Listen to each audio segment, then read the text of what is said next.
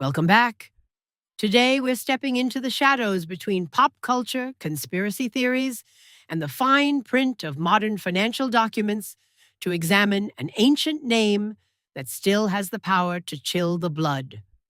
Imagine a name worshipped thousands of years ago, then cursed by history, only to reappear at the center of the world's darkest modern scandals. Baal. You remember the Jeffrey Epstein case? That horrific web that ensnared some of the most powerful people on earth, politicians, billionaires, royalty.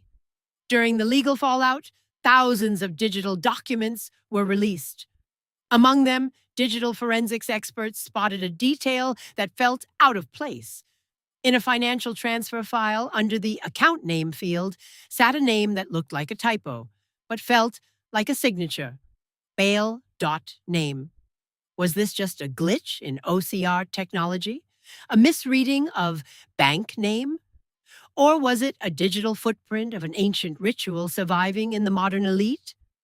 Today, we trace the bloody history of the storm god Baal, from the altars of Carthage to the strange temple on Little St. James, all the way to the dark symbolism of Saturn.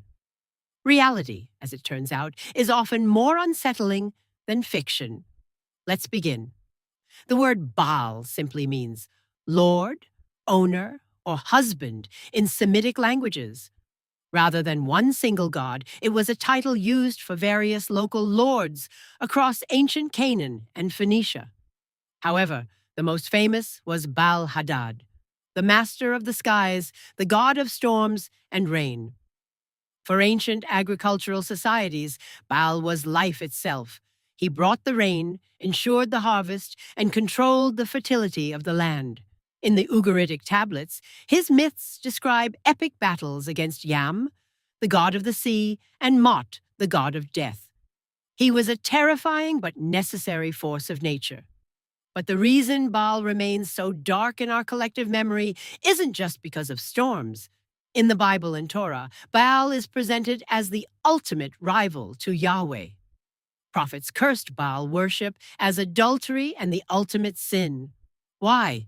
Because the cult of Baal involved fertility rites that often spiraled into sexual rituals and, more infamously, child sacrifice.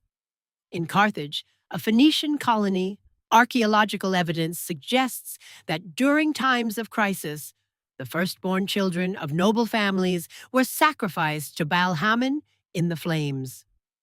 Today, the Tophet sites in Tunisia are filled with stelae, marking the ashes of thousands of infants. This was the darkest face of the ancient world, the belief that the ultimate power and prosperity required the ultimate sacrifice, the most innocent. Now, let's fast forward thousands of years to Little St. James in the Caribbean, Epstein's pedophile island. This wasn't just a place of crime, it was a place of bizarre architecture. On the island's high point sat a windowless blue and white striped building with a golden dome. Officially labeled as a music room or library, the architecture screamed ancient pagan temple. Its lack of windows and the heavy, ominous vibe led many to speculate that it hosted modern rituals for a global cult. The theory was that the crimes committed on the island weren't just about lust, but about a ritualistic pursuit of power, a modern echo of Baal worship. This is where the Baal.name document comes in. The rational explanation is a scanning error, where bank name was misread by a computer. But researchers asked, why that specific word? Out of all the glitches in the world, why did the name of the child-sacrificing storm god appear in the accounts of a man accused of systemic child abuse? Other details fueled the fire. Reports surfaced that Epstein had purchased 3 pieces of the Kiswa, the sacred black silk covering of the Kaaba in Mecca. Why was one of the world's most powerful brokers obsessed with the holiest symbols of various religions? Was it just a collector's whim or an ancient belief in the power of symbols? Speaking of the Kaaba, this leads us into one of the deepest rabbit holes. Black cube symbolism. In occultism, the black cube represents the prison of the material world, the boundaries of the soul, and the limitations of time. And this symbol is directly linked to Saturn. In Rome, Saturn was the god of agriculture and time, known as Cronus to the Greeks. He was famously the god who ate his own children. Interestingly, the Carthaginians' child-sacrificing Baal.name was identified by the Romans as Saturn. The link between Baal, Saturn, and the sacrifice of the young is thousands of years old.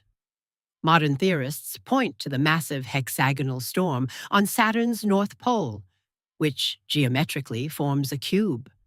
They suggest that cube forms in various religions, like the Kaaba or the Jewish tefillin, are unintentional tools of worship for this Saturnian cult, or the demiurge, a false creator. Historically, these claims are often a stretch.